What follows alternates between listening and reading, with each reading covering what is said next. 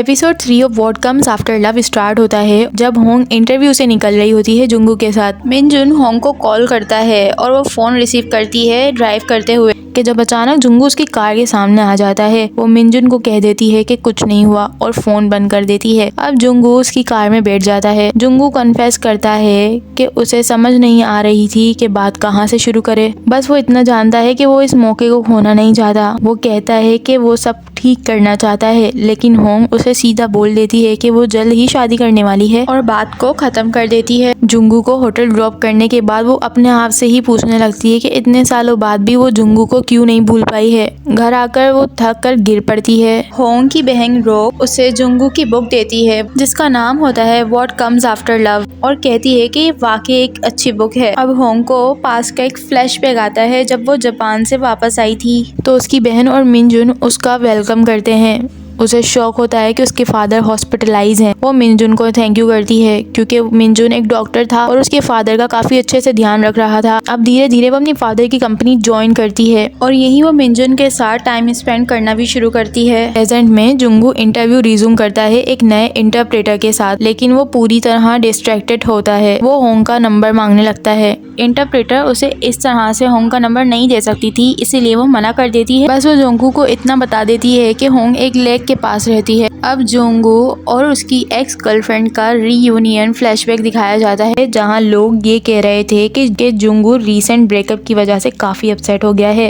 Jungu की x कन्ना भी वहां पर होती है जो कि जुंगू को दोबारा से अप्रोच करती है और फिर उन दोनों का दोबारा पैचअप हो जाता है। प्रेजेंट में कन्ना अचानक सोल पहुंच जाती है और वो जुंगू के पब्लिशिंग हाउस की रिप्रेजेंटेटिव भी होती है। इस तरफ होंग अपनी वेडिंग शॉपिंग में काफी बिजी होती है, मगर हर चीज उसे डिस्टर्ब कर रही थी, स्पेशली वो मोमेंट जब वो वेडिंग ड्रेस ट्राई कर रही होती है। उसे जापान का वो दिन याद आता है जब जुंगू के साथ उसने वेडिंग ड्रेस ट्राई किया था।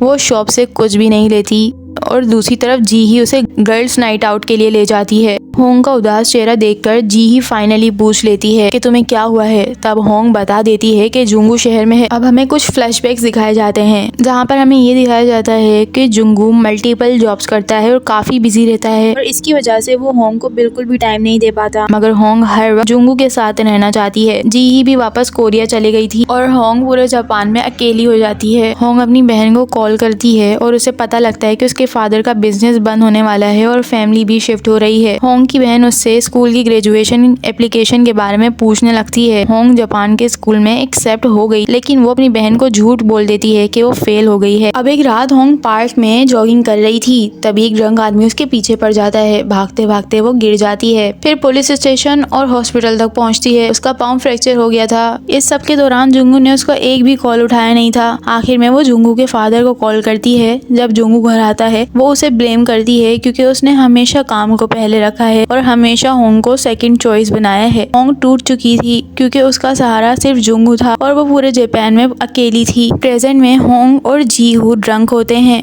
जीहू उसे तसल्ली देती है कि वो जुंगू से दोबारा नहीं मिले। होंग मिनजुन से बार में मिलती है। जीहू घर चली जाती है। मिनजुन होंग को ये बताता है कि वो होंग को जब से पसंद करता है जब लास्ट टाइम वो जापान से आई थी। होंग कुछ कहने लगती है लेकिन वो उसे रोक देता है और बोलता है कि वक्त के साथ फीलिंग्स भी बदल सकती हैं। घर जाते हुए मिनजुन सीक्रेटली जुंगू की न्यू बुक ऑनलाइन सर्च करता है। दूसरी तरफ कन्ना और जुंगू डिनर पर होते हैं। कन्ना को पता चल जाता है कि जुंगू अनईजी फील कर रहा है। कन्ना जुंगू को कह देती है कि उसे पता है कि वो पिछले 5 सालों से होंग का इंतजार कर रहा है। जुंगू का रिएक्शन देखकर उसे समझ आ जाता है होंग वापस आ चुकी है। होटल में जुंगू आकर अकेला ड्रिंक कर रहा होता है जब कन्ना उसके दरवाजे पर नॉक करती है। वो जुंगू को हक करती है और शादी करने के लिए प्रपोज कर देती है और यहाँ पर ये एपिसोड खत्म हो जाता है। अब मैं मिलूंगी आप लोगों से एपिसोड 4 की एक्सप्लेनेशन के साथ। Till then subscribe to our channel and bye.